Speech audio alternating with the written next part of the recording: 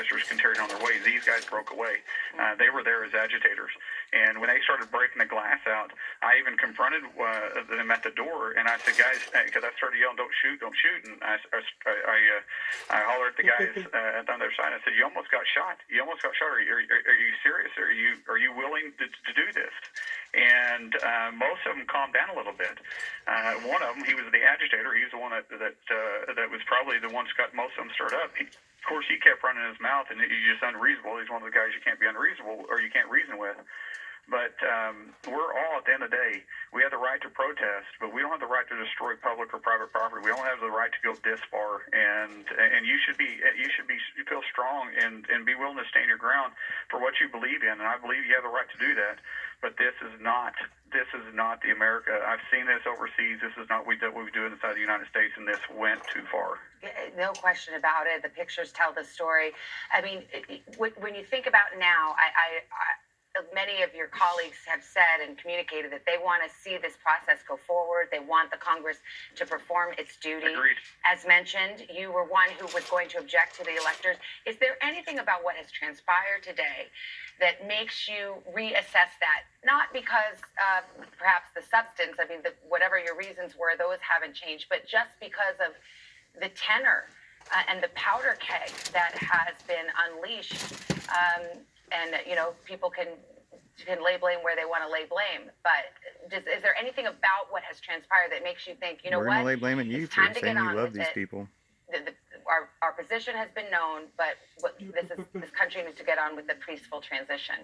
We're still having the conversation, and I still feel very strongly about our stance. I still believe that there's some real questions about the constitutional authority, about some changes that happened in some of the states. No question about that. And so there's still going to be some electoral votes that are contested too. We do have to get on with our work, but the demeanor to which we present the findings may change. We're still discussing that. We're actually having open discussions among all of us, among both sides right now. But we will move forward with the process. And at the end of the day, this is to make sure that we do have fair and balanced elections, that we have elections moving forward. So anytime we have future elections, what separated us from other democracies is people had faith and they believed in their vote and their election, and they were fair. And that belief isn't there. But what happened today, what transpired today, is no excuse for that. There is no excuse for what happened today. Zero. And as I said, there was a lot of peaceful protesters. A lot of them came in from Oklahoma that I knew, and they were all headed home. They weren't part of this. This was a separate group. These were agitators that came there to make as much destruction as possible. And it's one of those things, because you can have, politics is all about passion and passion for what you believe. Sure. And I always say, if you're not protesting, that's what America's all about. People fought and died for that right.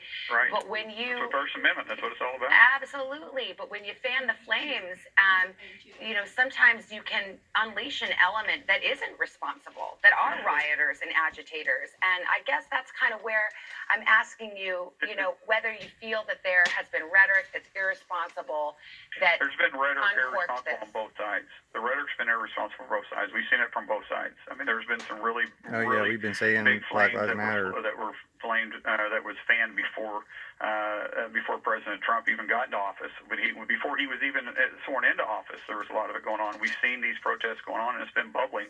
It hasn't been from our side, and that's why I said I have a hard time believing these are actual true Trump supporters, because you haven't seen this from Trump supporters. Trump supporters have been out there too.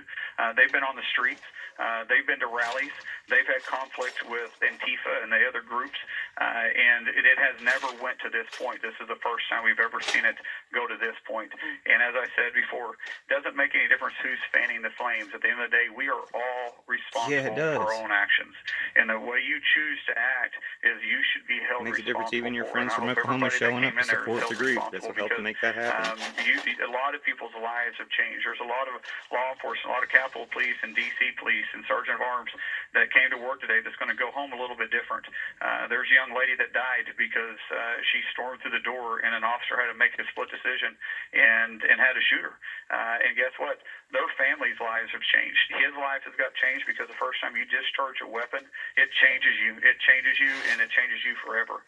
And unfortunately, there's some people out there that's lost a loved one too, a daughter, a mother. I don't know how old she was, but there's a family that's going to grieve tonight because of what got out of hand. Imagine if you'd given that much concern to black people getting killed. To this point, This is a dark day for all of us, and I hope we can all take a deep breath and learn something from this.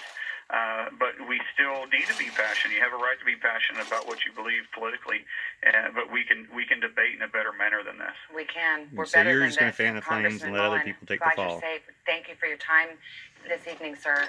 Be safe and keep us posted on the plans as Congress tries to get about the business of the American people. And let me turn to Kristen Welker. Kristen, I don't know if we've caught up since the president issued his last tweet. What was the thinking behind that? What are you hearing from the senior officials inside the White House tonight?